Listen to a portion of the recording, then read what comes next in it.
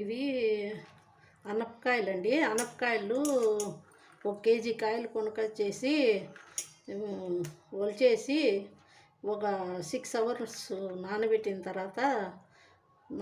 తర్వాత ఇలా పైన తోలంతా తీసేయాలండి. తోలు తీసేస్తే ఈ మాదిరిగా వస్తాయి.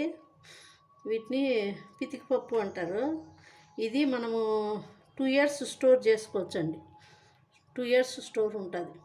ఇప్పుడు మన కూరగాయలు ఎక్కువ రేటు ఉన్నాయి, వద్దు అప్పుడు చేసుకోవాలనుకుంటే అప్పుడు బాగా ఉపయోగపడుతుందండి. ఇవి ఇట్లా ఉంటాయి. ఇవి లేతవి, ఇట్లా కూరలోకి వేసేయచ్చు డైరెక్ట్గా.